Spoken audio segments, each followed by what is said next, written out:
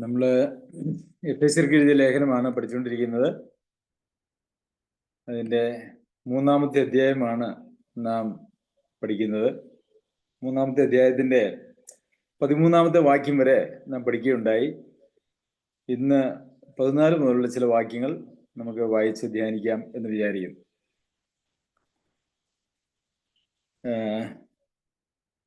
അത് നിമിത്തം ഞാൻ സ്വർഗത്തിലും ഭൂമിയിലുമുള്ള സകല കുടുംബത്തിനും പേർ വരുവാൻ കാരണമായ പിതാവിന്റെ സന്നിധിയിൽ മുട്ടുകുത്തുന്നു.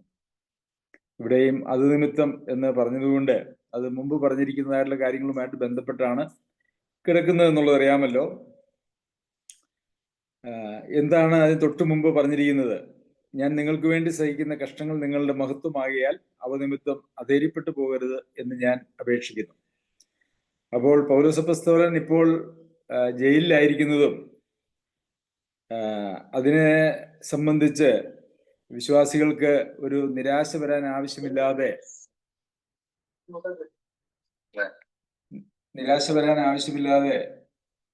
അവര് അധൈര്യപ്പെട്ടു പോകരുത് എന്നൊക്കെ പറയുകയാണ്. അത് അവരുടെ മഹത്വമാണ്. പൗലോസ് അപ്പോസ്തലൻ അനുഭവിക്കുന്നതായിട്ടുള്ള കഷ്ടങ്ങൾ അവരുടെ മഹത്വത്തിന് ഇടയാകും എന്നുള്ളത് കൊണ്ട് അധൈര്യപ്പെട്ടു പോകരുതെന്ന് പറയുകയാണ്. അത് നിമിത്തം ഞാൻ സ്വർഗത്തിലും ഭൂമിയിലുമുള്ള സകല കുടുംബത്തിനും പേർ വരുവാൻ കാരണമായ പിതാവിന്റെ സന്നിധിയിൽ മുട്ടുകുത്തുന്നു. അപ്പോൾ സ്വർഗത്തിൽ കുടുംബമുണ്ടോ എന്ന് ഒരുപക്ഷെ പെട്ടെന്ന് ചോദിച്ചാൽ അവിടെ ഉദ്ദേശിച്ചിരിക്കുന്നത് അങ്ങനെ നമ്മുടെ ഭൂമിയിലുള്ളതുപോലൊരു കുടുംബത്തെ കുറിച്ചല്ല, മറിച്ച് ദൈവഭവനം, ദൈവമക്കളായിരിക്കുന്ന ഒരു കൂട്ടം എന്നുള്ള നിലയിലാണ്. അപ്പോൾ മരിച്ച് നിത്യതയിലായിരിക്കുന്ന, ഓൾറെഡി കർത്താവിനോട് കൂടി ആയിരിക്കുന്ന വിശ്വാസികളും അതുപോലെ തന്നെ സഭയാകുന്ന ഈ ഭൂമിയിലെ കുടുംബവും അങ്ങനെയുള്ള കുടുംബത്തിന് പേർ വരുവാനായിട്ട് കാരണമായി തീർന്നത് പിതാവിന്റെ, അതായത് ദൈവം കർത്താവായ യേശുക്രിസ്തുവിലൂടെ തന്റെ പുത്രനിലൂടെ ഒരുക്കിയിരിക്കുന്നതായിട്ടുള്ള രക്ഷയുടെ അടിസ്ഥാനത്തിലാണ്. അതുകൊണ്ട് ആ ദൈവത്തിന് നന്ദി പറയുകയാണ്. 16-ാം വാക്യത്തില് അവൻ തന്റെ മഹത്വത്തിന്റെ ധനത്തിനൊത്തവണ്ണം അവന്റെ ആത്മാവിനാൽ നിങ്ങൾ അകത്തെ മനുഷ്യനെ സംബന്ധിച്ച് ശക്തിയോടെ ബലപ്പെടേണ്ടതിനും.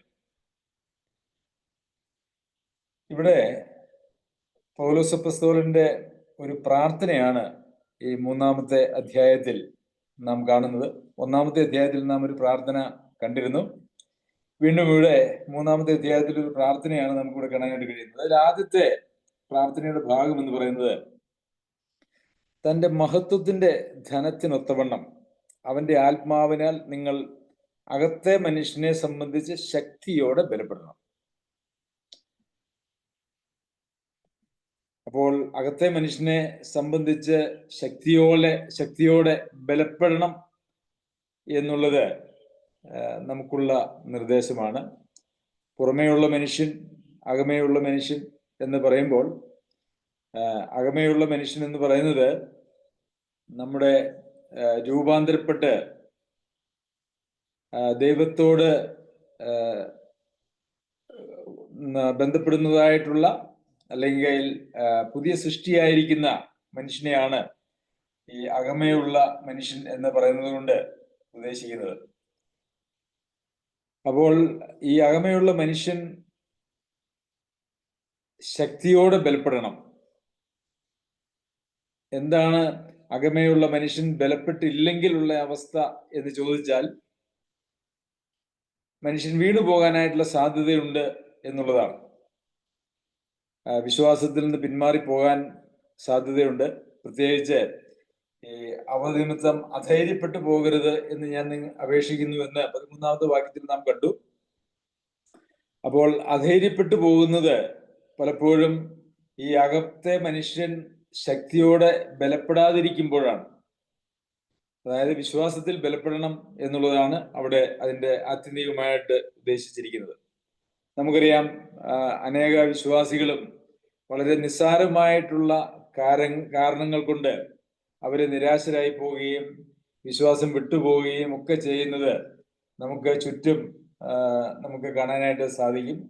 അത് എന്തുകൊണ്ടാണ് എന്ന് വെച്ച് കഴിഞ്ഞാൽ അവരെ വിശ്വാസത്തിൽ അവർ വളരുന്നില്ല, അവർ പക്വത പ്രാപിച്ചിട്ടില്ല എന്നുള്ളത് കൊണ്ടാണ്. വളരെ ചെറിയ കാരണങ്ങളൊക്കെ മതി അവർക്ക് സഭ വിട്ടു പോകാനായിട്ട് അല്ലെങ്കിൽ വിശ്വാസം വിട്ടു പോകാനായിട്ട്.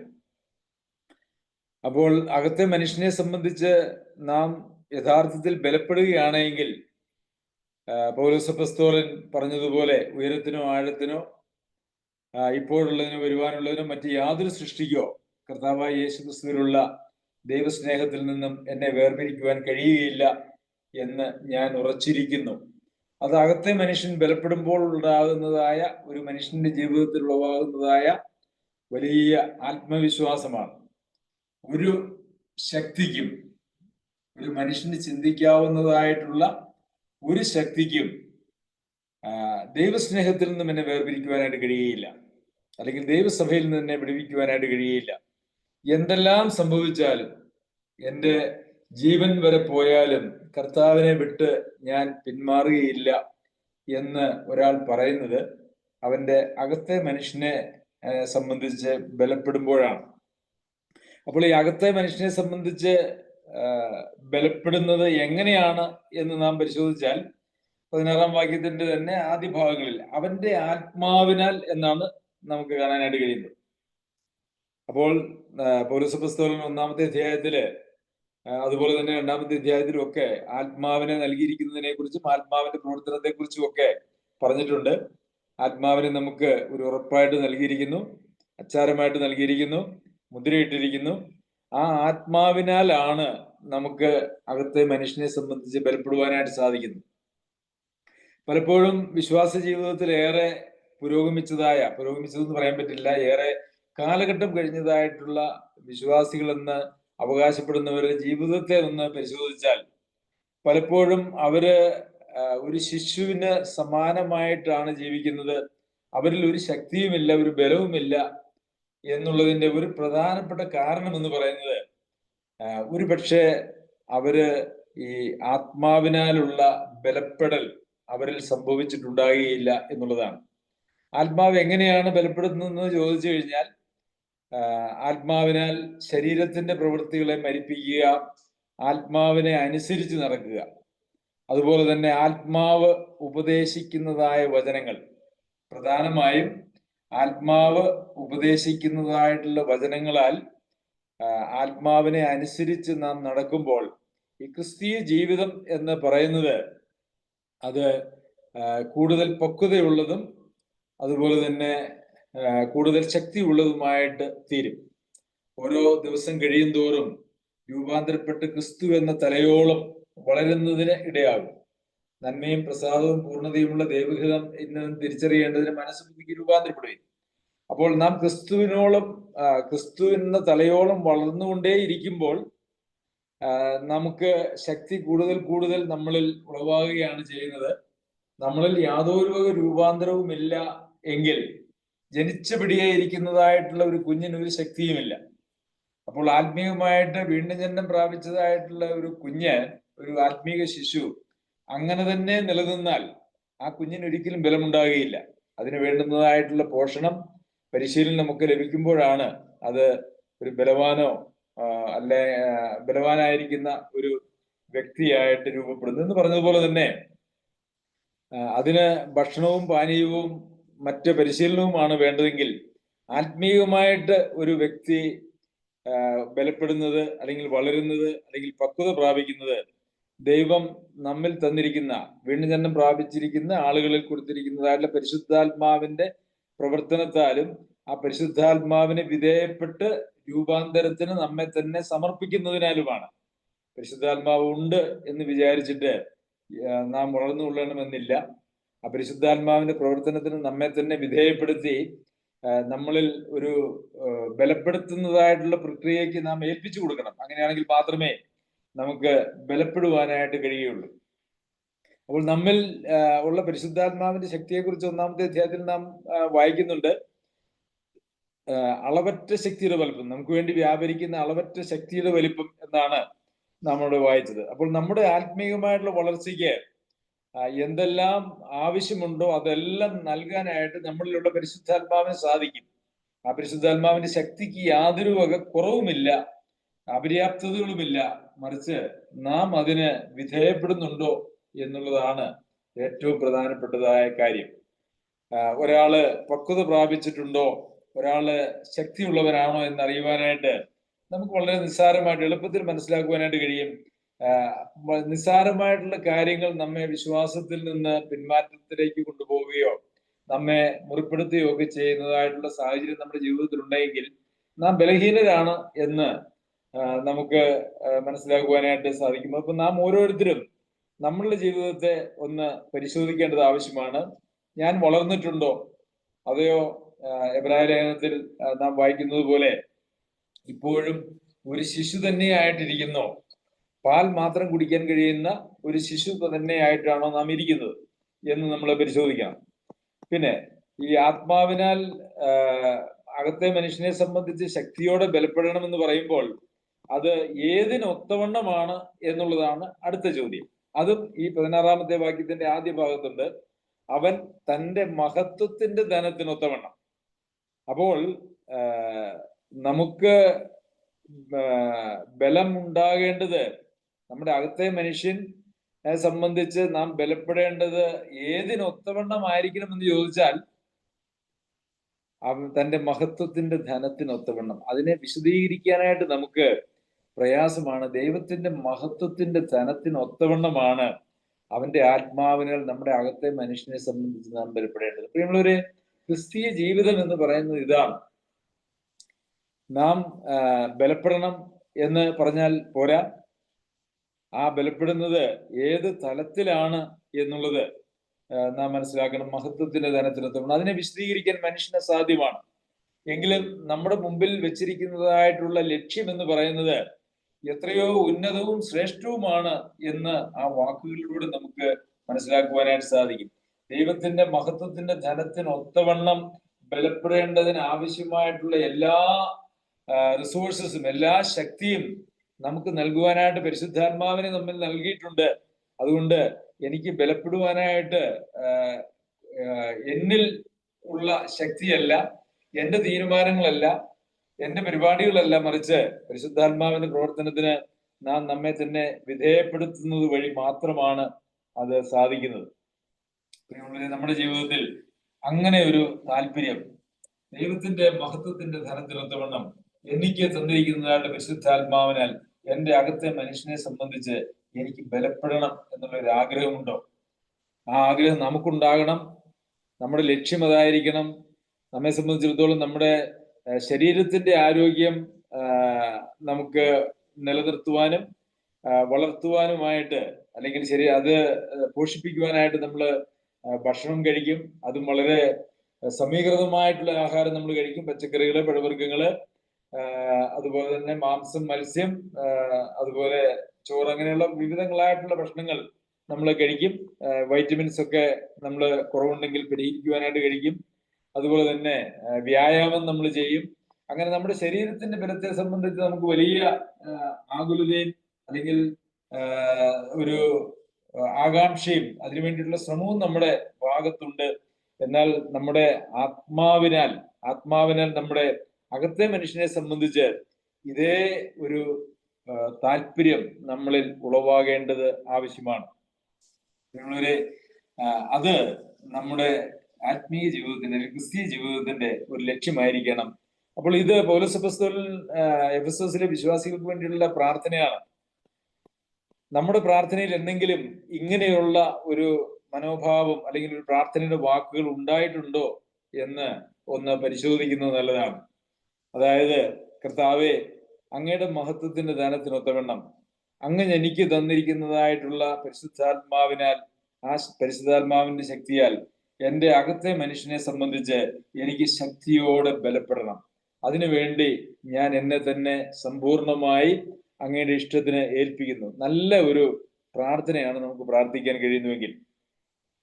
ശരി, ക്രിസ്തു വിശ്വാസത്താൽ നിങ്ങളുടെ ഹൃദയങ്ങളിൽ വസിക്കേണ്ടതിന് വരം നൽകണമെന്നും, രണ്ടാമത്തെ വിഷയം എന്ന് പറയുന്നത് ക്രിസ്തു വിശ്വാസത്താൽ നിങ്ങളുടെ ഹൃദയങ്ങളിൽ വസിക്കേണ്ടതിന് വരം നൽകണം. അപ്പോൾ വീണ്ടും ജന്മം പ്രാപിച്ചതായിട്ടുള്ള ആളുകളിൽ ദൈവത്തിന്റെ ആത്മാവുള്ളപ്പോൾ അവിടെ പിന്നെ ക്രിസ്തു ഹൃദയങ്ങളിൽ വസിക്കേണ്ടതിന് വരം നൽകണം എന്ന് പറയുന്നതിൻ്റെതായിട്ടുള്ള പ്രസക്തി എന്താണ്? അത് പലപ്പോഴും നമ്മളങ്ങ് വായിച്ചു പോകുമെങ്കിലും അതിനെക്കുറിച്ച് നമ്മൾ അധികം മനസ്സിലാക്കാറില്ല. ഒന്നാമത്തെ കാര്യം, നമ്മുടെ ജീവിതം നാം വിശ്വാസത്താൽ രക്ഷിക്കപ്പെട്ടു. ദാനമായ ദൈവം നമുക്ക് രക്ഷ തന്നു. ആ രക്ഷ വിശ്വാസത്താൽ മാത്രമാണ്, പ്രവൃത്തിയാലല്ല. എന്നാൽ നമ്മളുടെ ജീവിതവും വിശ്വാസത്താലാണ്. വിശ്വാസത്താൽ രക്ഷിക്കപ്പെട്ടു. ക്രിസ്തീയ ജീവിതം എന്ന് പറയുന്നതും വിശ്വാസത്താലാണ്. എന്റെ നീതിമാൻ വിശ്വാസത്താൽ ജീവിക്കും എന്ന് നമ്മൾ വായിക്കുന്നു. വിശ്വാസത്താൽ ജീവിക്കും എന്ന് പറഞ്ഞാൽ പലപ്പോഴും വളരെ തെറ്റിദ്ധരിക്കപ്പെട്ടതായിട്ടുള്ള ഒരു കാര്യമാണ്. വിശ്വാസത്താൽ ജീവിക്കും എന്ന് പറഞ്ഞാൽ അത് ഇനിയിപ്പം വല്ല ആത്മീയ പ്രവർത്തകരുമാണ് പറയുന്നതെങ്കിൽ അവര് അതുകൊണ്ട് ഉദ്ദേശിക്കുന്നത് എങ്ങനെയാണ് സഹോദര ജീവിക്കുന്നതെന്ന് ചോദിച്ചാൽ വിശ്വാസത്താലാണ് എന്ന് പറയുമ്പോൾ അതിൽ അർത്ഥമാക്കുന്നത് ആരെങ്കിലുമൊക്കെ ഞാൻ വിശ്വസിക്കുന്നു, ആരെങ്കിലുമൊക്കെ അവര് എന്തെങ്കിലുമൊക്കെ സഹായം ചെയ്ത് ഞാൻ അതുകൊണ്ട് ജീവിക്കുന്നു എന്നാണ് അവർ ഉദ്ദേശിക്കുന്നത്. എന്നാൽ ഇവിടെ അങ്ങനെയുള്ള കാര്യങ്ങളൊന്നുമല്ല. നമ്മളിൽ വിശ്വാസം, നമ്മളിൽ ഉളവായ വിശ്വാസം, ആ വിശ്വാസത്തിൽ നാം സമ്പന്നരാകുകയും വളരുകയും നിലനിൽക്കുകയും ചെയ്യേണ്ടത് ആവശ്യമാണ്. അങ്ങനെ ആ വിശ്വാസത്തിൽ നാം നിൽക്കുമ്പോഴാണ് നമ്മുടെ ഹൃദയങ്ങളിൽ ക്രിസ്തു വസിക്കുന്നത്. പൗലോസ് അപ്പോസ്തലൻ പറഞ്ഞു, ഇതാ ഞാൻ ക്രിസ്തുവിനോട് കൂടെ ക്രൂശിക്കപ്പെട്ടിരിക്കുന്നു, ഇനി ജീവിക്കുന്നത് ഞാനല്ല, ക്രിസ്തു അത്രേ എന്നിൽ ജീവിക്കുന്നത്. അപ്പോൾ രക്ഷിക്കപ്പെട്ടതായിട്ടുള്ള പൗലോസ് അപ്പോസ്തലൻ തന്നെ കുറിച്ച് തന്നെ പറയുന്നത്, ഞാൻ മരിച്ചു, ഇനി എന്നിൽ ജീവിക്കേണ്ടത് ആരാണ്, അല്ലെങ്കിൽ ജീവിക്കുന്നത് ആരാണ്? ക്രിസ്തുവാണ് ജീവിക്കുന്നത്. അപ്പോൾ ക്രിസ്തു എന്നിൽ, എൻ്റെ ഹൃദയത്തിൽ ജീവിക്കണമെങ്കിൽ അല്ലെങ്കിൽ വസിക്കണമെങ്കിൽ ഞാൻ വിശ്വാസത്താൽ തന്നെയുള്ള ഒരു ജീവിതം, വിശ്വാസത്താലുള്ള ഒരു ജീവിതം ജീവിക്കേണ്ടത് ആവശ്യമാണ്. പ്രിയമുള്ളവരെ, ഇന്ന് വിശ്വാസത്താൽ ജീവിക്കുക എന്ന് പറഞ്ഞാൽ അതിനെ മനസ്സിലാക്കുന്നത് വളരെ അപൂർവമായിട്ട് മാത്രമേ ഉള്ളൂ. രക്ഷിക്കപ്പെട്ടു, അത് കഴിഞ്ഞതിന് ശേഷം, വിശ്വാസത്താൽ രക്ഷിക്കപ്പെട്ടു, അത് കഴിഞ്ഞതിന് ശേഷം ഈ ലോകത്തിലെ മറ്റ് ഏത് ആളുകളും ജീവിക്കുന്നത് പോലെ വിശ്വാസത്താൽ എല്ലാം മറിച്ച് കാഴ്ചയാൽ ജീവിക്കുന്നതായ ഒരു ജീവിതമാണ് നമുക്ക് കാണാനായിട്ട് കഴിയുന്നത്. അതിന്റെ ഏറ്റവും വലിയ ലക്ഷണം എന്ന് പറയുന്നത്, നമുക്ക് ദൈവം ഈ ലോകത്തിൽ തന്നിരിക്കുന്നതായിട്ടുള്ള വാഗ്ദത്തങ്ങളുണ്ട്, നിത്യതയിലേക്ക് നമുക്ക് നൽകിയിരിക്കുന്നതായിട്ടുള്ള വാഗ്ദത്തങ്ങളുണ്ട്. ഈ ലോകത്തിൽ തന്നിട്ടുള്ള വാഗ്ദത്തങ്ങളൊക്കെ വളരെ നിസ്സാരമാണ് പുതിയ നിയമത്തിൽ എന്നുള്ളത് നമുക്കറിയാം. പക്ഷേ ഈ വാഗ്ദത്തങ്ങളൊക്കെ നമുക്ക് ഉള്ളപ്പോഴും അതിൽ ആശ്രയിക്കുവാനായിട്ട് നമുക്ക് കഴിയുന്നില്ല എങ്കിൽ നമ്മളുടെ വിശ്വാസം എന്ന് പറയുന്നത്, നാം വിശ്വാസത്താലാണ് ജീവിക്കുന്നത് എന്ന് പറയുന്നത് നിരർത്ഥകമാണ്, അല്ലെങ്കിൽ അർത്ഥമില്ലാത്തതാണ്. കഴിഞ്ഞ ദിവസവും നാം അതിനെക്കുറിച്ച് 12-ാമത്തെ വാക്യത്തിൽ ചിന്തിക്കുകയുണ്ടായി. അവനിൽ ആശ്രയിച്ചിട്ട് അവങ്കിലുള്ള വിശ്വാസത്താൽ. അപ്പോൾ ഈ ആശ്രയവും വിശ്വാസവും ഒരുമിച്ച് പോകുന്നതായിട്ടുള്ള കാര്യമാണ്. നാം കർത്താവിൽ യഥാർത്ഥമായും വിശ്വസിക്കുന്നുവെങ്കിൽ ആ കർത്താവിലുള്ള യഥാർത്ഥത്തിലുള്ള ഒരു ആശ്രയവും നമ്മിൽ ഉണ്ടായിരിക്കും. അങ്ങനെയാകുമ്പോൾ, ഒരു ഉദാഹരണം പറഞ്ഞാൽ, ഒന്നിനെക്കുറിച്ചും വിചാരപ്പെടരുത്, എല്ലാറ്റിലും പ്രാർത്ഥനയാലും അപേക്ഷയാലും നിങ്ങളുടെ ആവശ്യങ്ങൾ സ്തോത്രത്തോടെ ദൈവത്തോട് അറിയിക്കത്രേ വേണ്ടത്. എന്നാൽ സകല ബുദ്ധിയെയും കവിയുന്ന ദൈവിക സമാധാനം നിങ്ങളുടെ ഹൃദയങ്ങളെയും നിലവുകളെയും ക്രിസ്തുയേശുവിൽ കാക്കും. അത് ഈ ലോകത്തിൽ നമുക്ക് ഉള്ളതായിട്ടുള്ള ഒരു വാഗ്ദത്തമാണ്. പ്രിയമുള്ളവരെ, നാം ഒരു വിശ്വാസിയാണെങ്കിൽ നമുക്ക് ഒരുപക്ഷെ ഈ ലോകത്തിൽ ആളുകൾ ഭാരപ്പെടുന്നതായിട്ടുള്ള ധാരാളം വിഷയങ്ങളുണ്ട്. അങ്ങനെ വിഷയങ്ങൾ നമ്മളുടെ ജീവിതത്തിൽ വരുമ്പോൾ നമുക്ക് ഭാരപ്പെടേണ്ടതായിട്ടുള്ള ആവശ്യമില്ല. കാരണം നമുക്കുള്ളതായിട്ടുള്ള വാഗ്ദത്തം ഒന്നിനെക്കുറിച്ചും വിചാരപ്പെടരുതെന്നും നാം സ്തോത്രത്തോടെ പ്രാർത്ഥനയോടെ നാം സ്തോത്രം ചെയ്യുകയാണ് വേണ്ടതെന്നും, എന്നാൽ സകല ബുദ്ധിയെയും കവിയുന്നതായിട്ടുള്ള ദൈവിക സമാധാനം നമ്മളെ കാക്കുമെന്നുമാണ്. എന്നാൽ നാം അങ്ങനെ ഒരു സമാധാനത്തിലുള്ള ദൈവിക കാവൽ നമുക്ക് ലഭിക്കുന്നില്ല. മറിച്ച് നാം വളരെ വേവലാതിയും ആവലാതിയും ഭാരവും പിറുപിറുപ്പും ഒക്കെ ആയിട്ടാണ് ജീവിക്കുന്നതെങ്കിൽ അതിന്റെ അർത്ഥം നാം വിശ്വാസത്താലല്ല ജീവിക്കുന്നത് എന്നുള്ളതാണ്. നമ്മെ നിയന്ത്രിക്കുന്നത് നമ്മുടെ കണ്ണിന് കാണുന്നതും ചെവി കേൾക്കുന്നതും അതുപോലെ തന്നെ നമ്മുടെ ബുദ്ധിയിൽ തോന്നുന്നതുമായിട്ടുള്ള കാര്യങ്ങളാലാണ്. എന്തെങ്കിലും ഒരു അസുഖം വന്നാൽ, ഒരു പ്രയാസം വന്നാൽ, അല്ലെങ്കിൽ നമ്മളുടെ ഏതെങ്കിലും ഒരു താല്പര്യം, ആഗ്രഹം സാധിച്ചില്ലെങ്കിൽ നമ്മൾ നിരാശരായി പോകുന്നത് പലപ്പോഴും ദൈവത്തിലുള്ള വിശ്വാസം നമുക്ക് ഇല്ലാതെ ഇരിക്കുന്നു.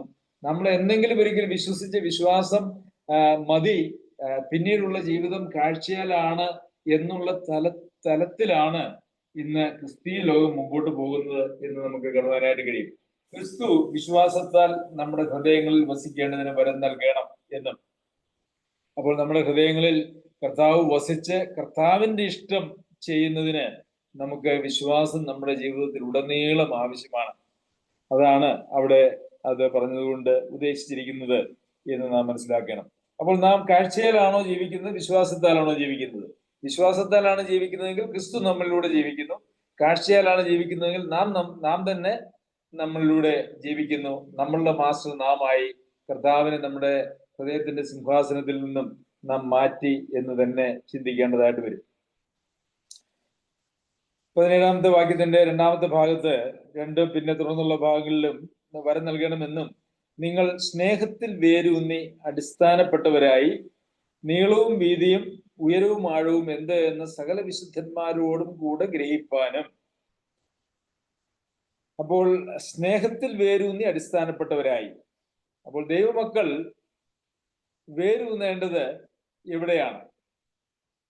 സ്നേഹത്തിലാണ്. ഇത് ദൈവമക്കൾ തമ്മിലുള്ളതായ സ്നേഹത്തെക്കുറിച്ചാണ് ഇവിടെ പറഞ്ഞിരിക്കുന്നത്. ക്രിസ്തുവിന്റെ സ്നേഹത്തെക്കുറിച്ച് 19-ാമത്തെ വാക്യത്തിൽ നമുക്ക് കാണുവാനായിട്ട് കഴിയും. ഇവിടെ ദൈവമക്കൾ തമ്മിൽ ദൈവസഭയിലുള്ളതായിട്ടുള്ള ആ സ്നേഹം, അതുപോലെ തന്നെ ദൈവത്തോടുള്ള സ്നേഹവും അതിനകത്ത് വരും എന്ന് നമുക്ക് പറയുവാനായിട്ട് കഴിയും. കാരണം ദൈവത്തിൽ നിന്ന് വരുന്നതായിട്ടുള്ള, ദൈവാത്മാവിനാൽ നമ്മുടെ ഹൃദയങ്ങളിൽ പകർന്നിരിക്കുന്നതായിട്ടുള്ള ആ സ്നേഹമാണ് യഥാർത്ഥത്തിൽ സഹോദരങ്ങളെയും സ്നേഹിക്കുവാനായിട്ട് നമ്മെ സഹായിക്കുന്നത് എന്നുള്ളതാണ്. അപ്പോൾ നാം ഇവിടെ മനസ്സിലാക്കേണ്ടത്, സ്നേഹത്തിൽ വേരൂന്നി അടിസ്ഥാനപ്പെട്ടവരായി തീർന്നാൽ മാത്രമേ ആ സ്നേഹത്തിന്റെ വീതിയും നീളവും ഉയരവും ആഴവും എന്ത് എന്ന് സകല വിശുദ്ധന്മാരോടും കൂടെ ഗ്രഹിക്കുവാനായിട്ട് കഴിയുള്ളൂ. നമ്മുടെ ക്രിസ്തീയ സ്നേഹത്തെയും ദൈവസ്നേഹത്തെയും അതിൻ്റെ ആഴത്തെ അല്ലെങ്കിൽ അതിൻ്റെ തലങ്ങളെ നമുക്ക് മനസ്സിലാക്കാനായിട്ട് സാധിക്കണമെങ്കിൽ അത് ഒറ്റയ്ക്കുള്ള ഒരു ജീവിതത്തിലൂടെയല്ല, മറിച്ച് അത് ഒരു സഭയിലൂടെയാണ് അത് നടപ്പാകുന്നത്, അല്ല എങ്കിൽ അത് വെളിപ്പെടുന്നത് എന്ന് നാം കാണണം. നമുക്കറിയാമല്ലോ, സ്നേഹം വെളിപ്പെടുന്നത് അന്യോന്യമുള്ള ബന്ധങ്ങളിലാണ്. അപ്പോൾ ഈ അന്യോന്യമുള്ള ബന്ധത്തിലൂടെ സ്നേഹം വെളിപ്പെടുന്നത് സഭയിലാണ്.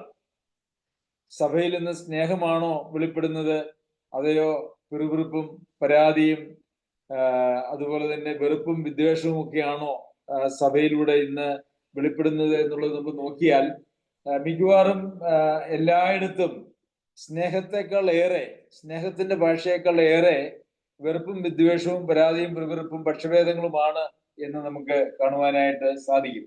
എന്നാൽ ദൈവസ്നേഹത്തെ അറിയുവാനും സഹോദര സ്നേഹത്തിന്റെ ആഴങ്ങളെ മനസ്സിലാക്കുവാനും അതിന് നമുക്ക് ആവശ്യമായിട്ടുള്ളത് ഒരു സഭയാണ്.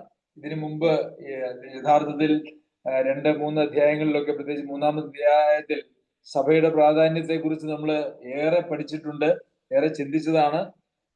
സഭ എന്ന് പറയുന്നത് ദൈവം വാഴ്ചകൾക്കും അധികാരങ്ങൾക്കും ദൈവത്തിന്റെ ജ്ഞാനത്തെ വെളിപ്പെടുന്നതിന് വേണ്ടി നിത്യതയിൽ ദൈവം ഒരുക്കുന്നതായിട്ടുള്ളൊരു കാര്യമാണ്, നിത്യതയിലേക്ക് ഒരുക്കുന്നതായിട്ടുള്ളൊരു കാര്യമാണ് സഭ എന്ന് പറയുന്നത്. സഭയ്ക്കൊരു കോസ്മിക് തലമുണ്ട്, അതായത് ഒരു പ്രാപഞ്ചികമായിട്ടുള്ള ഒരു തലമുണ്ട് എന്നുള്ളത് നാം ഇന്നലെ ചിന്തിച്ചതാണ്. സകല വിശുദ്ധന്മാരോടും കൂടി ഗ്രഹിപ്പാനും പരിജ്ഞാനത്തെ കവിയുന്ന ക്രിസ്തുവിൻ സ്നേഹത്തെ അറിയുവാനും പ്രാപ്തരാകുകയും ദൈവത്തിന്റെ എല്ലാ നിറവോളും നിറഞ്ഞു വരികയും വേണം എന്നും പ്രാർത്ഥിക്കുന്നു. അപ്പോൾ പരിജ്ഞാനത്തെ കവിയുന്ന ക്രിസ്തുവിൻ സ്നേഹം, ക്രിസ്തുവിന്റെ സ്നേഹത്തെ നമുക്ക് അറിയുവാനായിട്ട് കഴിയുകയില്ല. നമുക്ക് ദൈവം നമ്മെ സ്നേഹിച്ചു, അതിനെക്കുറിച്ച് നാം ഇതിന്റെ 1-ാമത്തെ അധ്യായത്തിൽ 2-ാമത്തെ അധ്യായത്തിൽ മഹാസ്നേഹം എന്ന് നമ്മൾ വായിച്ചു. മഹാസ്നേഹം എന്ന് പറയുമ്പോൾ അതിനെ അളക്കുവാനായിട്ട് കഴിയുകയില്ല എന്നുള്ളതാണ്. അതിൻ്റെ അതിർവരമ്പുകളെ നിശ്ചയിക്കുവാനായിട്ട് കഴിയുകയില്ല, അതിനെ തൂക്കുവാനായിട്ടോ അളക്കുവാനായിട്ടോ കഴിയുകയില്ല. അതുകൊണ്ടാണ് മഹാസ്നേഹം, ദൈവം നമ്മെ സ്നേഹിച്ച മഹാസ്നേഹം നിമിത്തം എന്ന് നമ്മൾ വായിക്കുന്നത്. അപ്പോൾ അതുകൊണ്ടാണ് പരിജ്ഞാനത്തെ കവിയുന്ന, നമ്മുടെ പരിജ്ഞാനത്തെ കവിയുന്ന ക്രിസ്തുവിൻ സ്നേഹത്തെ അറിയണം എങ്കിൽ അത് സഹോദരന്മാർ തമ്മിലുള്ളതായ ബന്ധത്തിലൂടെയും സഭയിലൂടെയുമാണ് എന്ന് നമുക്കിവിടെ കാണുവാനായിട്ട് കഴിയും. പ്രിയമുള്ളവരെ, ദൈവം നമ്മെ സ്നേഹിച്ചു, വലിയൊരു സ്നേഹം കൊണ്ട് സ്നേഹിച്ചു എന്നുള്ളതല്ലാതെ ആ സ്നേഹത്തിന്റെ അളവ് നിർണ്ണയിക്കുവാനായിട്ട് നമുക്ക് ഒരിക്കലും കഴിയില്ല. പക്ഷെ നാം ആരെങ്കിലുമൊക്കെ സ്നേഹിക്കുകയും ഒക്കെ ചെയ്തിട്ടുണ്ടെങ്കിൽ നമ്മൾ തിരിച്ച് അവരിൽ നിന്ന് പ്രതീക്ഷിക്കുന്നതായിട്ടുള്ള ഒരു കാര്യമുണ്ട്, സ്നേഹം. നാം പലരും പരാതി പറയാറുണ്ട്, ഞാൻ ഒത്തിരി സ്നേഹിച്ചു, പക്ഷെ എന്നെ സ്നേഹിച്ചില്ല, എന്നെ വെറുത്തു എന്നൊക്കെ പരാതി പറയുന്ന ആളുകളാണ് പൊതുവെ ആളുകൾ. അപ്പോൾ ദൈവം നമ്മെ ഒരു വലിയ സ്നേഹത്താൽ സ്നേഹിച്ചുവെങ്കിൽ, അത് സ്വന്തം പുത്രനെ നൽകിക്കൊണ്ട് നമ്മെ സ്നേഹിച്ചുവെങ്കിൽ, ഒരു യോഗ്യതകളും ഇല്ലാതിരുന്ന നിത്യനാശത്തിന് മാത്രം അർഹരായിരുന്ന നമ്മെ അങ്ങനെ സ്നേഹിച്ചുവെങ്കിൽ, നിങ്ങളൊരു ദൈവത്തെ നാം തിരിച്ച് സ്നേഹിക്കുന്നില്ലെങ്കിൽ ദൈവത്തിനുണ്ടാകുന്നതായിട്ടുള്ള ആ മനോഭാവം എന്താണ് എന്ന് നാം ഒന്ന് ചിന്തിച്ചു നോക്കിക്കേ. നാം ഒക്കെ സ്നേഹിക്കുന്ന സ്നേഹം എന്ന് പറയുന്നത് പോലെയുള്ള ഒരു സ്നേഹമല്ലല്ലോ, ആ ഒരു സ്നേഹത്താലല്ലോ ദൈവം നമ്മെ സ്നേഹിച്ചത്. നാം സ്നേഹിക്കുന്നവർ നമ്മെ വെറുത്താൽ നമുക്ക് ഏറെ വേദന ഉണ്ടാകുന്നുവെങ്കിൽ, ഈ വലിയ മഹാസ്നേഹം നമ്മളോട് കാട്ടിയ ദൈവത്തോട് നാം വേണ്ടുന്ന നിലയിൽ പ്രതികരിക്കുന്നില്ല എങ്കിൽ അത് ദൈവത്തിന് എത്രയോ സങ്കടമാണ് എന്ന് നമുക്ക് കാണുവാനായിട്ട് കഴിയും. അതിനെക്കുറിച്ച് സ്നേഹിക്കുന്നുവെങ്കിൽ നാം കൽപ്പനകളെ അനുസരിക്കും, അതുപോലെ തന്നെ കർത്താവിനെ പിന്തുടരും, കർത്താവിന്റെ ഇഷ്ടം നമ്മളിലൂടെ ചെയ്യാനായിട്ട് ശ്രമിക്കും. ഇനി അല്ല, കർത്താവിനുള്ള സ്നേഹം നമ്മളിൽ ഇല്ല എങ്കിൽ പിന്നെയുള്ള നമ്മളുടെ പ്രതികരണം എന്ന് പറയുന്നത് നാം പാപത്തെ സ്നേഹിക്കുമെന്നുള്ളതാണ്. ഒന്നുകിൽ നാം ദൈവത്തെ സ്നേഹിക്കും, അല്ലെങ്കിൽ പാപത്തെ സ്നേഹിക്കും. ഇത് രണ്ടും കൂടെ നടക്കുകയില്ല. അങ്ങനെ പാപത്തെ സ്നേഹിക്കുന്നവരെ കുറിച്ച് എബ്രായർക്ക് എഴുതിയ ലേഖനത്തിൽ നാം വായിക്കുന്നത്, അവര് ദൈവപുത്രനെ വീണ്ടും ക്രൂശിക്കുന്നവര് എന്നുള്ള നിലയിലാണ്. അപ്പോൾ ദൈവപുത്രനെ വീണ്ടും ക്രൂശിക്കുന്നവരായിട്ടുള്ള, അവന് ലോകാപവാദം വരുത്തുന്നവരായിട്ടുള്ള ആളുകളാണോ നാം? അതെയോ നമ്മെ സ്നേഹിച്ച സ്നേഹത്തോട് ക്രിയാത്മകമായി പ്രതികരിച്ച് ആ ദൈവത്തിന്റെ ഇഷ്ടത്തിനനുസരിച്ച് ജീവിക്കുന്നവരാണോ നാം? പരിജ്ഞാനത്തെ കവിയുന്ന ക്രിസ്തുവിൻ സ്നേഹത്തെ അറിയുവാൻ പ്രാപ്തരാകുകയും എന്ന് പറയുമ്പോൾ എന്തിനാണ് നാം അത് അറിയുന്നത്? പ്രിയമുള്ളവരെ, ദൈവസ്നേഹത്തെ എത്രത്തോളം നാം അറിഞ്ഞിട്ടുണ്ടോ അത്രത്തോളം നമ്മിൽ തിരിച്ചുള്ള ഒരു സ്നേഹവും അതിനനുസരിച്ചിട്ടുള്ള ഒരു അനുസരണവും നമ്മളുടെ ജീവിതത്തിൽ ഉണ്ടാകും. ഇന്ന് ക്രിസ്തീയ ലോകം അഭിമുഖീകരിക്കുന്നതായിട്ടുള്ള വലിയ പ്രശ്നം എന്ന് പറയുന്നത്, രക്ഷിക്കപ്പെട്ടു എന്നൊക്കെ പറഞ്ഞതിന് ശേഷം ചില ആചാരാനുഷ്ഠാനങ്ങളിലേക്ക് ക്രിസ്തീയ ജീവിതത്തെ തളച്ചിടുക എന്നുള്ളതാണ്. എന്നാൽ സ്നേഹം എന്ന് പറയുന്നത് യഥാർത്ഥത്തിൽ ഒരു ബന്ധത്തിന്റെ അടയാളമാണ്. ബന്ധമില്ലാതെ തന്നെ നമുക്ക് ആചാരങ്ങളും അനുഷ്ഠാനങ്ങളും പാലിക്കുവാനായിട്ട് സാധിക്കും. എന്നാൽ സ്നേഹം എന്ന് പറയുന്നത് ഒരു ബന്ധത്തിൽ ഉളവാകുന്ന ഒരു കാര്യമാണ്. ബന്ധത്തിൽ നിന്ന് ഉളവാകാത്തതായിട്ടുള്ള എല്ലാ പ്രവൃത്തികളും, യാതൊരു പ്രവൃത്തികളും ദൈവസന്നിധിയിൽ സ്വീകാര്യമായിട്ടുള്ള പ്രവൃത്തികളല്ല. നമുക്കറിയാം, ദൈവത്തിന്റെ നാമത്തിൽ, കർത്താവിന്റെ നാമത്തിൽ ഏറെ അധ്വാനിക്കുകയും അല്ലെങ്കിൽ അത്ഭുത പ്രവൃത്തികൾ ചെയ്യുകയും ഭൂതങ്ങളെ പുറത്താക്കുകയും ഒക്കെ ചെയ്തതായിരിക്കുന്ന ആളുകളെ കുറിച്ച് കർത്താവ് പറയുന്നത്, ന്യായവിധി ദിവസത്തിൽ പറയുന്നത്, ഞാൻ നിങ്ങളെ ഒരു നാളും അറിഞ്ഞിട്ടില്ല എന്നുള്ള നിലയിലാണ്. അപ്പോൾ ദൈവത്തിന്റെ സ്നേഹത്തെ അറിയുവാൻ പ്രാപ്തരാകുന്നത് എന്തിനാണ് എന്ന് ചോദിച്ചാൽ, അതിനോട് നാം പ്രതികരിക്കുന്നതിന് വേണ്ടിയാണ്.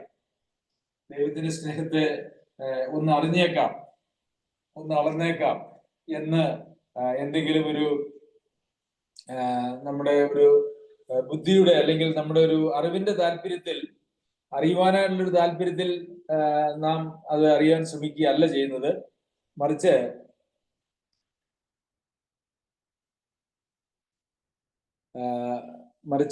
നാം അത് അനുസരിക്കുന്നതിന് വേണ്ടിയും തിരിച്ച് സ്നേഹിക്കുന്നതിനും വേണ്ടിയാണ് എന്നുള്ളത് നാം മനസ്സിലാക്കേണ്ടത് ആവശ്യമാണ്. അപ്പോൾ ദൈവത്തിന്റെ സ്നേഹത്തെ, പരിജ്ഞാനത്തെ കൈവീയുന്ന ക്രിസ്തുവിൻ സ്നേഹത്തെ നാം അറിയുകയും ആ സ്നേഹത്തോട് നമ്മൾ പ്രതികരിക്കുകയും വേണം. അതിനു വേണ്ടിയിട്ടാണ് അത് അറിയണമെന്ന് പൗലോസ് അപ്പോസ്തലൻ അവർക്ക് വേണ്ടി പ്രാർത്ഥിക്കുന്നത്. പിന്നെ അടുത്തതായിട്ട് പറയുന്നത്, ദൈവത്തിന്റെ എല്ലാ നിറവിനോടും നിറഞ്ഞു വരികയും വേണം എന്ന് ഞാൻ പ്രാർത്ഥിക്കുന്നു. ഇതിന് ക്രിസ്തു എന്ന തലയോളം വളരണം, സ്നേഹത്തിൽ സത്യം സംസാരിച്ചുകൊണ്ട് ക്രിസ്തു എന്ന തലയോളം വളരണം എന്ന് നമ്മൾ വായിക്കുന്നു. അപ്പോൾ അത് തന്നെയാണ് ഇവിടെയും, ദൈവത്തിന്റെ എല്ലാ നിറവോളും നിറഞ്ഞു വരണം. അപ്പോൾ നാം ദൈവത്തിന്റെ എല്ലാ നിറവുകളും എത്രത്തോളം ഈ നാളുകളിൽ നിറഞ്ഞു വന്നിട്ടുണ്ട്, ദൈവത്തിന്റെ ഏതെല്ലാം നിറവുകൾ ഏതെല്ലാം അളവിൽ എന്നിൽ ഉണ്ട് എന്ന് നാം ചിന്തിച്ചാൽ ഒരുപക്ഷെ നാം ലജ്ജിക്കേണ്ടതായിട്ട് വരും എന്നുള്ളതാണ് ഒരു യാഥാർത്ഥ്യം എന്ന് പറയുന്നത്. പ്രിയമുള്ളവരെ, ഇതെല്ലാം ഇവിടെ പൗലോസപ്പോസ്തലൻ എഫെസോസിലെ വിശ്വാസികളുടെ രോഗസൗഖ്യത്തിന് വേണ്ടിയിട്ടോ അവരുടെ സാമ്പത്തികമായിട്ടുള്ള പ്രശ്നങ്ങൾക്ക് വേണ്ടിയിട്ടോ അല്ലെങ്കിൽ അവരുടെ തൊഴിലിന്റെ അഭിവൃദ്ധിക്ക് വേണ്ടിയിട്ടോ അവർക്ക് അവരുടെ മക്കളുടെ ഭാവിയെക്കുറിച്ച് ഒന്നുമല്ല ഇവിടെ പ്രാർത്ഥിക്കുന്നത്. അതൊക്കെ അവന്റെ രാജ്യവും നീതിയും അന്വേഷിക്കുമ്പോൾ ദൈവം കൊടുക്കുന്നതായിട്ടുള്ള കാര്യങ്ങളാണ്. നമ്മുടെ യഥാർത്ഥ പ്രശ്നം എന്ന് പറയുന്നത് ആത്മീക പ്രശ്നമാണ്. നമ്മളുടെ യഥാർത്ഥ ലക്ഷ്യം എന്ന് പറയുന്നത് ആത്മീകമാണ്. ബാക്കിയുള്ളതൊക്കെ വേണ്ടുന്ന നിലയിൽ വേണ്ടുന്നവർക്ക് വേണ്ടുന്നതുപോലെ ദൈവം കൊടുക്കും. അപ്പോൾ പ്രാധാന്യം കൊടുക്കേണ്ടതിന് വേണ്ടി നാം പ്രാധാന്യം കൊടുക്കുമ്പോൾ ബാക്കിയുള്ളതൊക്കെ അതിൻ്റെ പിറകെ വന്നുകൊള്ളും. എന്നാൽ നാം പ്രാധാന്യം കൊടുക്കാണ്ടാത്ത കാര്യങ്ങൾക്ക് വേണ്ടി പ്രാധാന്യം കൊടുത്താൽ അതൊക്കെ എല്ലാം നമുക്ക് നഷ്ടമാകുന്നതായിട്ടുള്ള ഒരവസ്ഥയുണ്ടാകും. നമ്മൾ സങ്കീർത്തനങ്ങളിൽ പ്രകാരം വായിക്കുന്ന നന്മയും നിങ്ങളുടെ ജീവിതകാലം എല്ലാം നിങ്ങളെ പിന്തുടരും, അല്ലെ?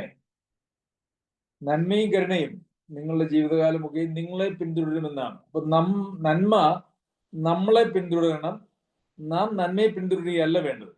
അതിപ്പോൾ നേരെ തിരിച്ചാണ് പലപ്പോഴും നമ്മുടെ ജീവിതത്തിൽ സംഭവിക്കുന്നത് എന്നുള്ളത് സങ്കടകരമായിട്ടുള്ള ഒരു കാര്യമാണ്. ദൈവം നമ്മെ സഹായിക്കട്ടെ. ഈ ഒരു പ്രാർത്ഥന നമ്മളുടെ ഒരു പ്രാർത്ഥനയായിട്ട് തീരണം. എന്തൊക്കെയാണ്? കർത്താവേ, അങ്ങയുടെ മഹത്വത്തിന്റെ ധനത്തിനൊത്തവണ്ണം അങ്ങ് എന്നിൽ തന്നതായിട്ടുള്ള പരിശുദ്ധാത്മാവിനാൽ എൻ്റെ അകത്തെ മനുഷ്യനെ സംബന്ധിച്ച് എനിക്ക് ശക്തിയോടെ ബലപ്പെടണം. ക്രിസ്തു വിശ്വാസത്താൽ എൻ്റെ ഹൃദയത്തിൽ വസിക്കണം. ഞങ്ങൾ സ്നേഹത്തിൽ വേരൂന്നി അടിസ്ഥാനപ്പെട്ടവരായി സകല വിശുദ്ധന്മാരോടും കൂടെ ആ സ്നേഹത്തിന്റെ വീതിയും നീളവും ഉയരവും ആഴവും ഒക്കെ അറിയണം. ഞങ്ങളെ സ്നേഹിച്ച കർത്താവിന്റെ സ്നേഹത്തിന്റെ ആ അളവ് ഞങ്ങൾക്കൊന്ന് മനസ്സിലാക്കി തരണം. ദൈവത്തിന്റെ എല്ലാ നിറവോളം നിറഞ്ഞു വരുവാൻ എന്നെ സഹായിക്കണം. ഇങ്ങനെ ഒരു പ്രാർത്ഥന ആത്മാർത്ഥമായിട്ട് നമ്മുടെ ജീവിതത്തിൽ ഉണ്ടെങ്കിൽ നമുക്ക് ക്രിസ്ത്യ ജീവിതത്തിൽ എത്രയോ വളരുമായിരുന്നു. പക്ഷേ ദൈവം തന്റെ ദീർഘക്ഷമയിൽ നമ്മളെ ഇവിടെ അവശേഷിപ്പിച്ചു. നമുക്ക് ഈ പ്രാർത്ഥന നമ്മുടെ പ്രാർത്ഥനയായിട്ട് മാറ്റാം. സർവശക്തനായ ദൈവം നമ്മെ എല്ലാവരെയും സഹായിക്കുമാറാകട്ടെ.